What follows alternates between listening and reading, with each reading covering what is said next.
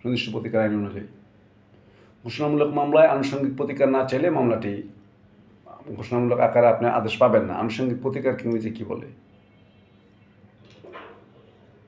Sir এই উত্তরটা আমার জানা নেই। Consequential relief. Consequential relief others relief বলে না। পরবর্তী প্রশ্ন, সুনির্দিষ্ট প্রতিকার কয়ভাবে দেওয়া যেতে পারে? 5 ভাবে। বেআইনি সমাবেশ এর কয়টি লক্ষ্য মধ্যে কোনো একটা পূরণ করলে বেআইনি সমাবেশ হবে? 5টি লক্ষ্য। বেআইনি সমাবেশ ইংরেজি কি? Unlawful assembly. Unlawful assembly. একটা লোকের শুধু দখল ছিল, তাকে বেদখল করা হয়েছে, সে সুনির্দিষ্ট প্রতিকারে কত ধারায় মামলা করবে? 9 ধারা। 9 ধারায় মামলা করতে গেলে তাকে কি ধরনের কোর্ট ফি দিতে হবে? কোর্ট ফি কয় প্রকার? কোর্ট ফি 2 প্রকার। কি কি? একটা হচ্ছে অ্যাড ভ্যালোরেন্ট কোর্ট ফি আর ফিক্সড কোর্ট ফি। মূল্য ফিক্সড কোর্ট ফি। এই জাতীয় মামলার মধ্যে যে কোনো ব্যক্তি শুধু দখল ছিল, তাকে বেদখল করা হয়েছে, এই জাতীয় মামলার ক্ষেত্রে আপনার কোর্ট ফি কীরকম হবে, কতটুকু পরিমাণ হবে? অ্যাড ভ্যালোরেন্ট কোর্ট ফির অর্ধেক হবে। সুনির্দিষ্ট প্রতিকার আইনটি মূল আইন না পদ্ধতিগত আইন? মূল আইন। মূল আইন কি ইংরেজিতে কি বলে? সাবস্টেন্টিভ ল। সাবস্টেন্টিভ ল। রেজ জুডিকাটা বলতে কি বোঝেন? দুবারা দোষ। বিষয়টা কি?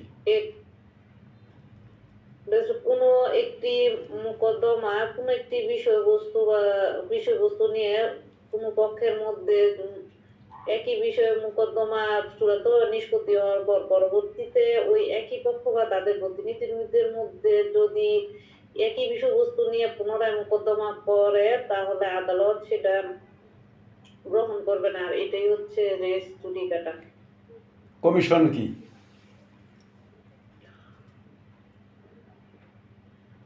দেওয়ানি কার্যবিধি অনুযায়ী কমিশন হলো কোনো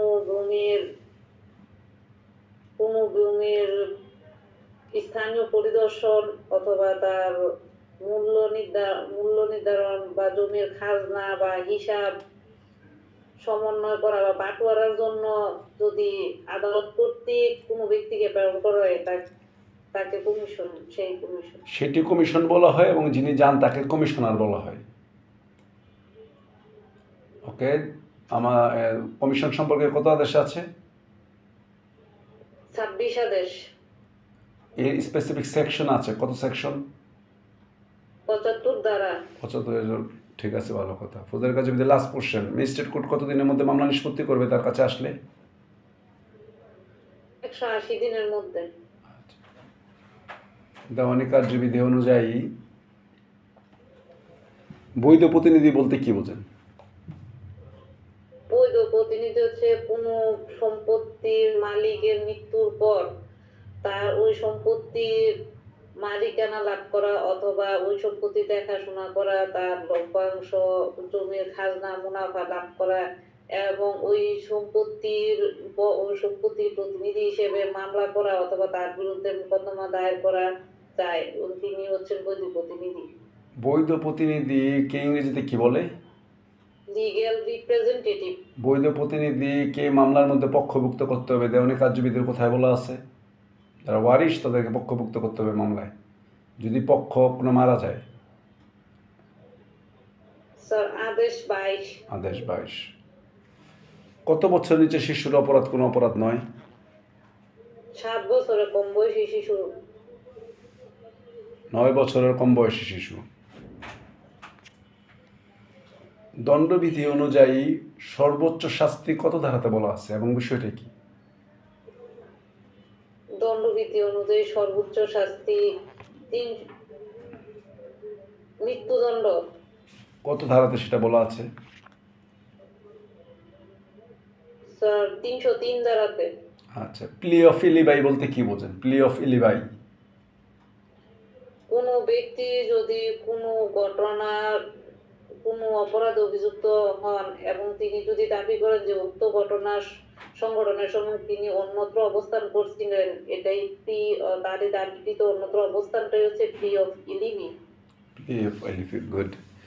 ওকে, পরবর্তী প্রশ্ন হচ্ছে পুলিশ রিপোর্ট সম্বন্ধে কোথায় বলা আছে?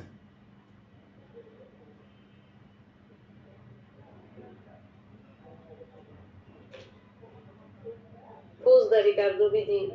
হ্যাঁ, কোথায় বলা আছে ফৌজদারি কার্যবিধিতে কোথায় পুলিশ রিপোর্ট সম্পর্কে আলোচনা করা হয়েছে?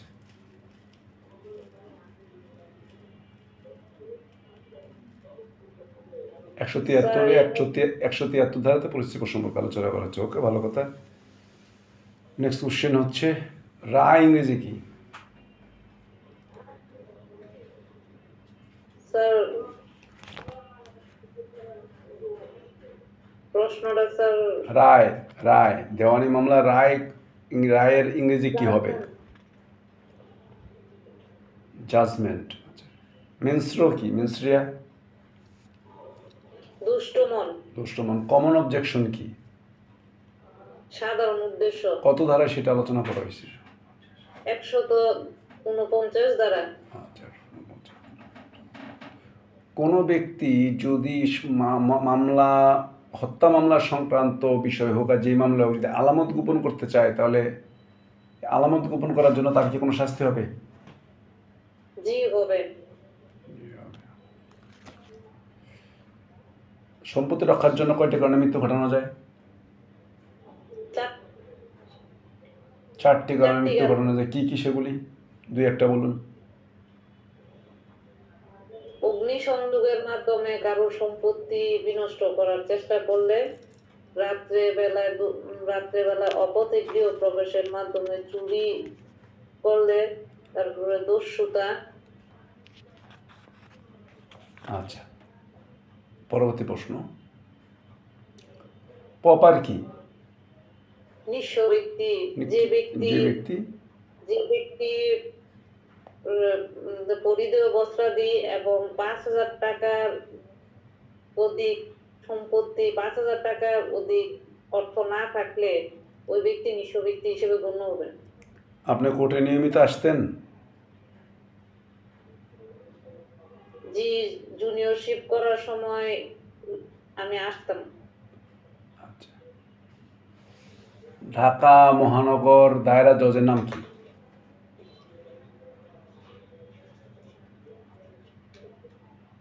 জনাব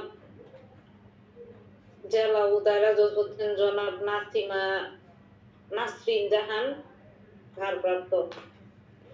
আচ্ছা, এখানে সম্বোধনগত যে ত্রুটিটা আছে, বিজ্ঞ শব্দ আনতে হবে। বিজ্ঞ মহানগর দায়রা জজ জনাব, এই বিজ্ঞ শব্দ না হলে একেবারে এটা আন্ডার এস্টিমেট করা হয় তাদেরকে। ওকে, শিশুকে আত্মহত্যা সহায়তা করা শাস্তি কি হবে? মৃত্যুদণ্ড। ঢাকা বার অ্যাসোসিয়েশনের বর্তমান সভাপতির নাম কি? Learned senior advocate,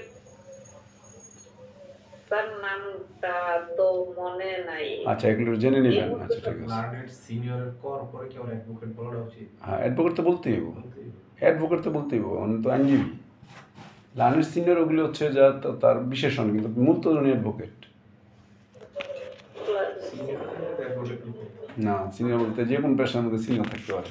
senior manager আছে না, ম্যানেজারের পোস্ট আছে। ওকে, পারবেন। আমরা মোটামুটি প্রশ্ন আজকের মতো পারছেন, আমরা আবার আপনাদের ধরবো। এখন আরেকজন আছেন বিপ্লব, আপনার পালা। ওকে, ফার্স্ট কোশ্চেন হচ্ছে আপনি এই পেশায় কেন আসবেন? যেহেতু এটা স্যার স্বাধীন পেশা, এই পেশায় মানুষকে উপকার করার জন্য। আপনি এলবি কোথা থেকে পাশ করেছেন? নারায়ণগঞ্জ আইন কলেজ। নারায়ণগঞ্জ আইন কলেজ। নারায়ণগঞ্জ আইন কলেজটি কোথায় অবস্থিত? নারায়ণগঞ্জ আইন কলেজটি মিশন পাড়ায় অবস্থিত। সদরের আওতাধীন মিশন পাড়াতে অবস্থিত। আচ্ছা, ঠিক আছে। ফৌজদারি কার্যবিধি কত ধারা বিশিষ্ট? ফৌজদারি কার্যবিধি 1898 সালে। অপরাধজনক ভীতি প্রদর্শন এর ইংরেজি কি? তামাদি আইন কত সালের আইন? 1908 সালের আইন। সাক্ষ্য আইন কত সালের আইন? 1877 সালের আইন। বার কাউন্সিল কত সালে প্রণীত হয়? 1972। দণ্ডবিধি কত সালে প্রণীত হয়? 1860 সালে প্রণীত হয়।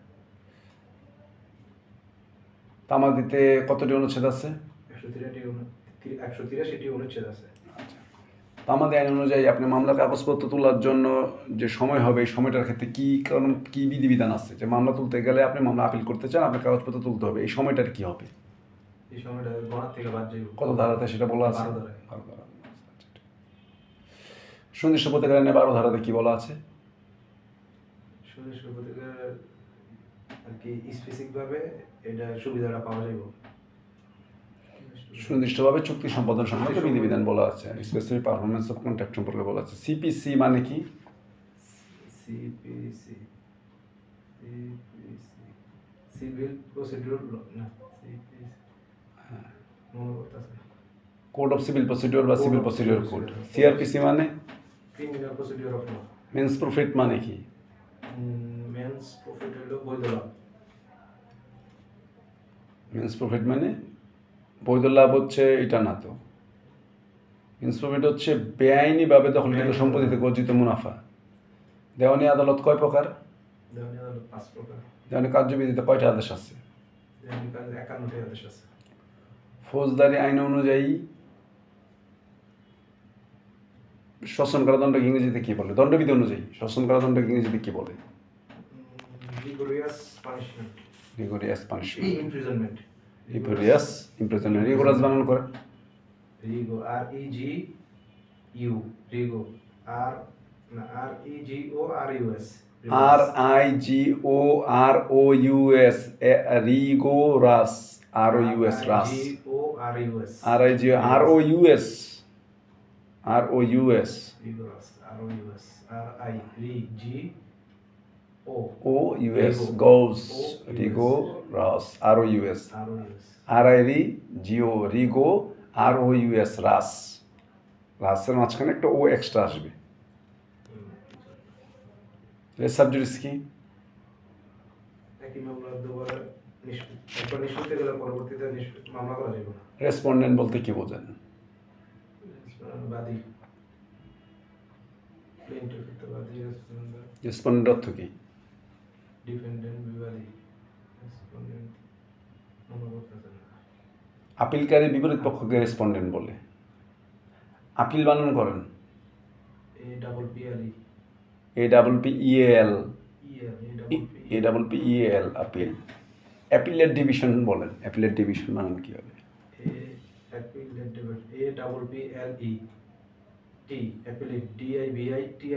অ্যাপিলেট বানান ঠিক হয় না APPE অ্যাপিল ATE অ্যাপিলেট স্পেলিংগুলি প্রতি আরও যত্নশীল হইতে হবে পরবর্তীতে যখন ভাইবানি এগুলি খেয়াল রাখতে হবে যেগুলো কমন কোশ্চেনের মধ্যে একটু নারায়ণগঞ্জ জেলার চিফ জুডিশিয়াল ম্যাজিস্ট্রেটের নাম কি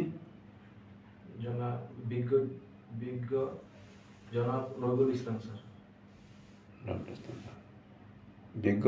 বিজ্ঞ জুডিশিয়াল ম্যাজিস্ট্রেট জনাব রবিউল আলম স্যার ওকে আমাদের নারায়ণগঞ্জ আপনি যেহেতু নারায়ণগঞ্জ বার থেকে প্র্যাকটিস করেন নারায়ণগঞ্জ বারের সেক্রেটারির নাম কি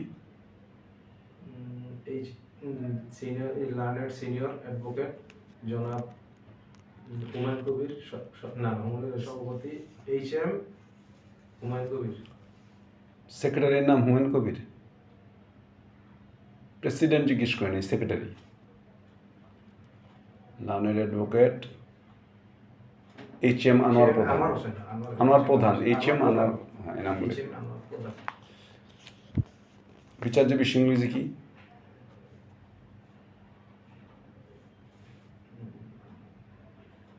ইস্যু বিচার্য বিষয় ফ্যাক্ট ইন ইস্যু দেওয়ানি মামলায় ইস্যু গঠনের আগের স্টেজ এবং পরের স্টেজটার নাম কি ইস্যুর আগে কি ঘটে ইস্যুর পরে কি ঘটে ইস্যুতে আসার আগে মামলাটায় ইস্যুর আগের ধাপটা কি থাকে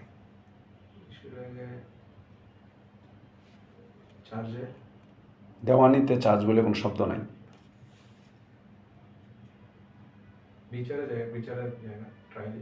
মামলার কখন দেওয়ানি মামলায় কখন বিচার্য বিষয় গঠন করা হয় কোন ধাপটা পার হয়ে আসতে হয় দেওয়ানি মামলা ধাপগুলি বলেন প্রথম চার্জি দাখিল তারপর সমন জারি তারপর অপর পক্ষ সমন পেয়ে কী করবে জবাব দিবে কত আদেশে জবাব দিবে হচ্ছে 8 আদেশে জবাব দেওয়ার পর এরপর মামলাটা কোথায় চলে যাবে পরবর্তী ধাপটায় কী থাকবে জবাব দেওয়া শেষ দুই পক্ষে জবাব দেওয়া হলো এডিআর যাবে এডিআর সম্পর্কে কত ধারাতে বলা আছে উনানব্বই ক, এটাকে ইংলিশে কী নাম বলে ওই 89 ক সেকশনটাকে? রিসলিউশন। রিসলিউশন। এটা আরেকটা নাম হচ্ছে ওই ধারাটাতে ইন্ডিকেট করা হচ্ছে মধ্যস্থতা বা মিডিয়েশন নামে। আচ্ছা, মিডিয়েশনের পরে চলে যাবে ইস্যু ফ্রেম। ইস্যু ফ্রেম গঠন করার পর মামলার কী ধাপ থাকবে? ইস্যুর পর কী হবে? 30 ধারার বিষয়ে একটা স্টেপ থাকবে যে কেউ কারো কোনো প্রশ্ন দিতে চায় কিনা, প্রশ্নমালা দাখিল করার জন্য 30 ধারার পরে এরপর মামলাটা অটোমেটিকভাবে এটা পিএইচ কি? প্রিএম্পটরি হিয়ারিং। প্রিএম্পটরি বানান কি? প্রিএম্পটরি, পিআরইএম, প্রিএম্প, টিওআরওয়াই। PEREMPTORY, প্রিএম্পটরি। প্রিএম্পটরি, টিওআরওয়াই। রিভিশন বলতে কি বোঝেন? উচ্চ আদালতে উচ্চ আদালতে আর কি মামলার রায় পাওয়া, রায় চাওয়া।